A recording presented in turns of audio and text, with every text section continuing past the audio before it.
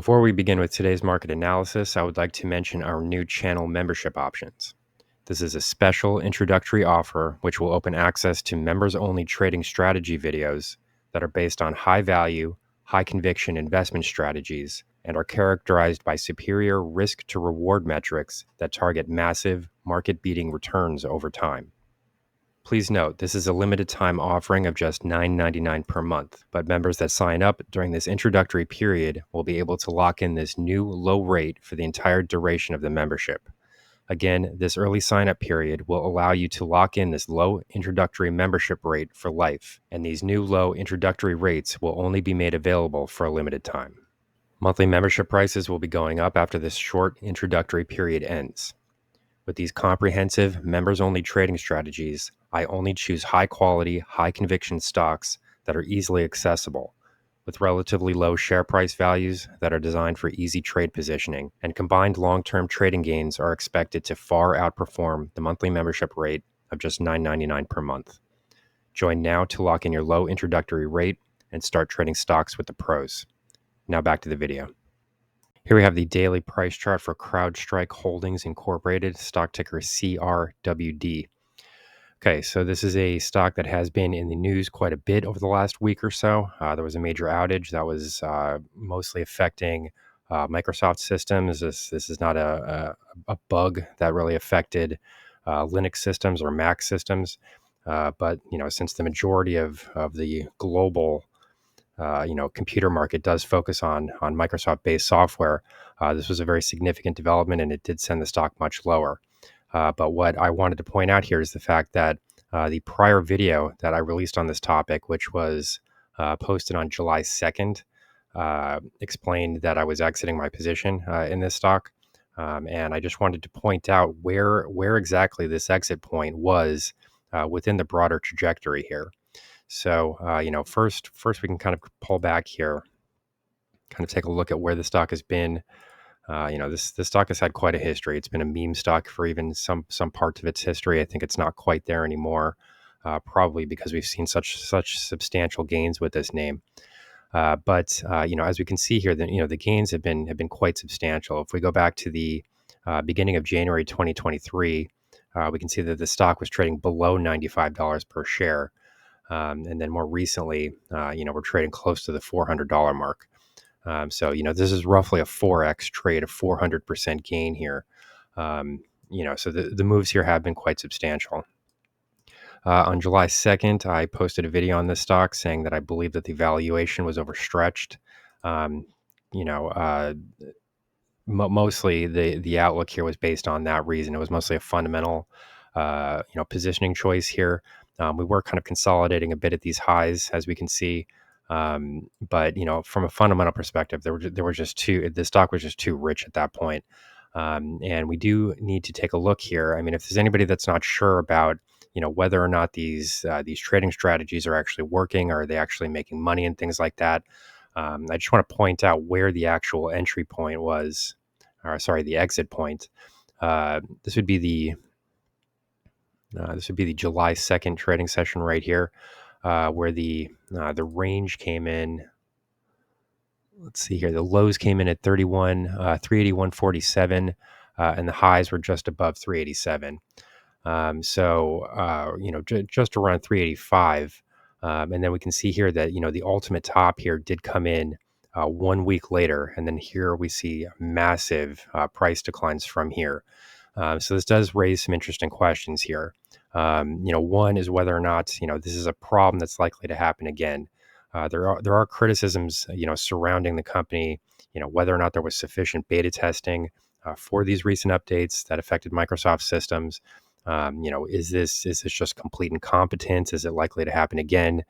Things like that. But from a trading perspective, I'm starting to now believe that this does open up some interesting entry points here once again. The famous market saying is that when blood is in the streets, buy property. When things look terrible, prices are not likely to fall much further. So that could be the situation that we're in right now. We have seen a massive decline here, massive changes in market cap here. I mean, we were trading close to $400 per share and now we're trading at roughly 262.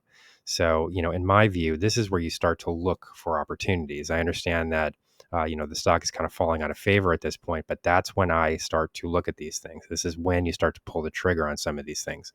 So, currently, what I would be looking for would be possible entry points here going forward.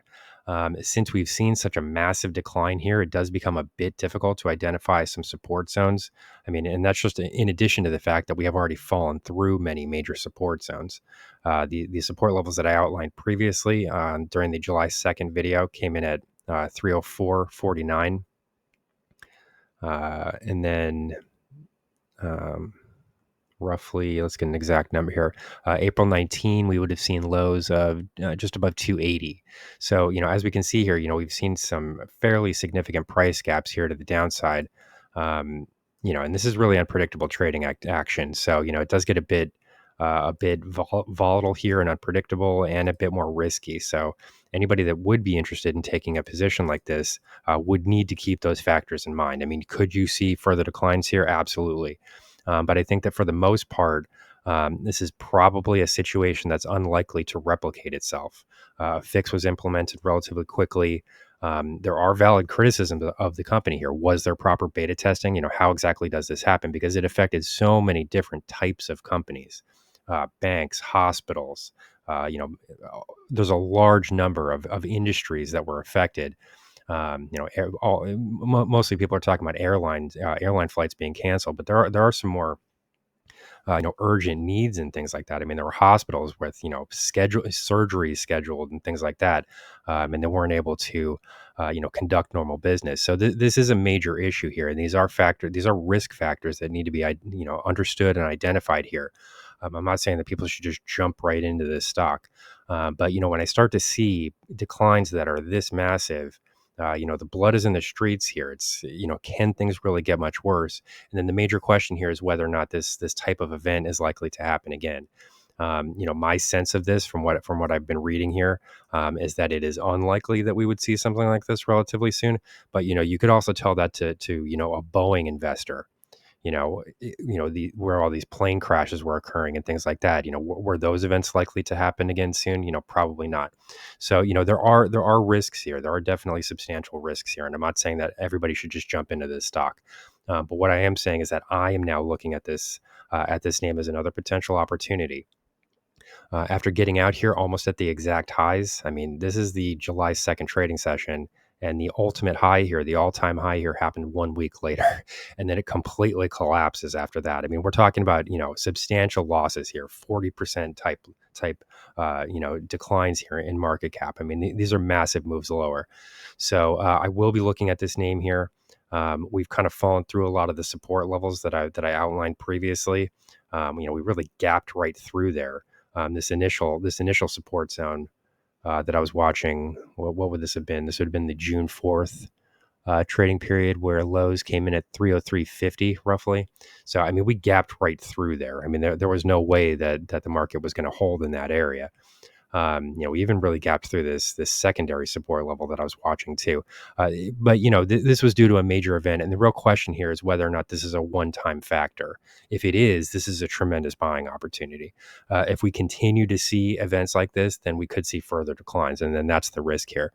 The additional risk here is the fact that we're very likely to start to get into volatile trading conditions.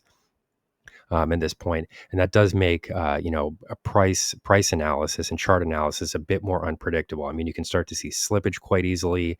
You can see prices just gap over certain levels, and then that does create additional risks that need to be understood. So I'm not saying that this stock is for everybody. But I am saying that I personally am looking at this name now that we have seen such massive declines. The next major level of support that I'm seeing does come in just above 238.60, which would be roughly $25 away from where we are currently. It's possible that I could get into the stock before then. I would need to see some evidence of stabilization here. We're not exactly seeing that yet, as we can see here. The trading volumes are definitely more negative than positive. So I'm not getting into this name just yet, but this is definitely something I'm watching. And this stock is makes it very clear that we were able to exit this name right at the top, and that these trading strategies are working incredibly well. So here's the current market analysis for CrowdStrike Holdings Incorporated, stock ticker CRWD.